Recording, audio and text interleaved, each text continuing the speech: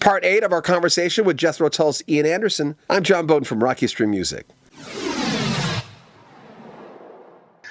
We got a lot of reaction when I asked you, why were you so prolific at a certain time? And I forget what I'd said. And you said, well, I wrote a lot of songs out of sheer boredom. That got, because you go back to the hotel room and you go, well, I just write a song. I got so much reaction from that because they didn't expect you to say that.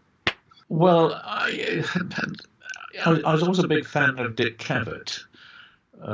His late night talk show. So quite often I get back to my hotel room and I'd watch Dick Cavett. But, if there wasn't anybody particularly exciting as a guest, I'd be sitting there thinking, a bit bored, nothing to watch on television. And, you pick up the guitar and suddenly you get the idea of a song. So there were times when literally it was the bored, particularly on days off, there was, if you were in certain...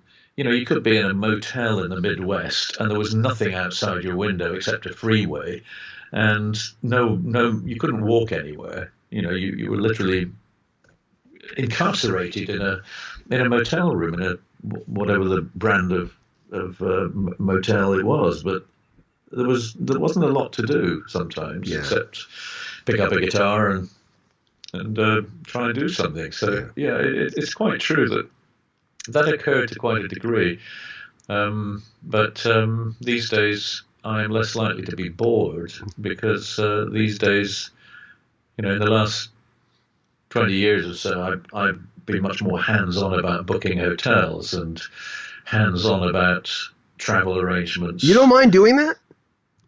Well, I'd much rather I do it than leave it to somebody else and then end up in that Holiday Inn in the Midwest next to the freeway. Yeah, I guess so. Yeah. If I book the hotel, we get the Holiday Inn, the cheapest the cheapest option that is right downtown, where the band and the crew could step out of their hotel room and hopefully be able to walk to a restaurant to get some lunch or dinner or find a bar or whatever it is they do. But I think it's quite important to be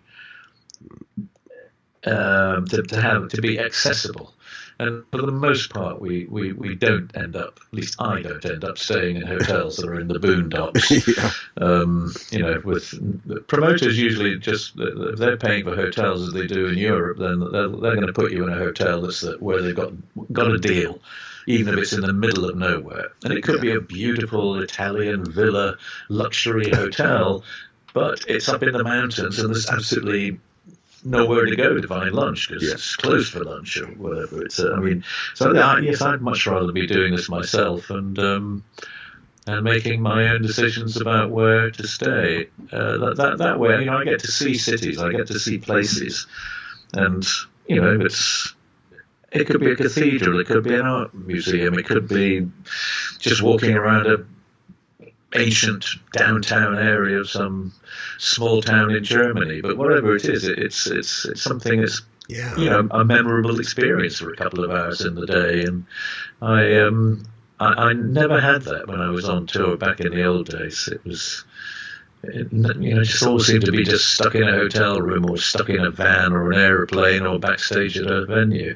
Whereas I try to make sure that I have a couple of hours in every day of my life when I am a little bit more of a tourist. I get to see what a place is made of, and I get to see the people who live there and watch them walking in the street and watch them soon we will out of shops and things. Yeah, and that might even happen one day again, but probably not in the next few months. I still have another 55 concerts that are scheduled to happen this year.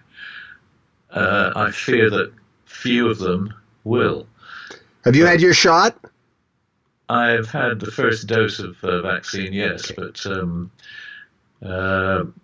we are having a problem at the moment with our friends in Europe who, one minute they didn't want the AstraZeneca vaccine because they thought it didn't work, right? And now they're screaming and shouting because they haven't got enough. And so we are now potentially...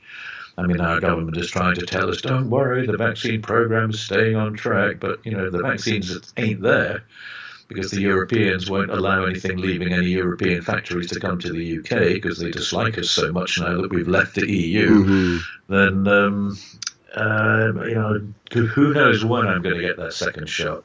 Okay. So it's all up in the air. And in fact, I had the Pfizer, so I'm supposed to get a second shot. It should be a Pfizer vaccine, and Pfizer are not made in the UK. It's only made in a big factory in Brussels, and they're threatening not to allow any to be exported to the UK. That's crazy. Which is what we call the vaccine wars. It's deeply unpleasant and very troubling for, people of many nations in Europe as well as in the UK, since we're now getting into a very bad relationship over it. It's rather sad.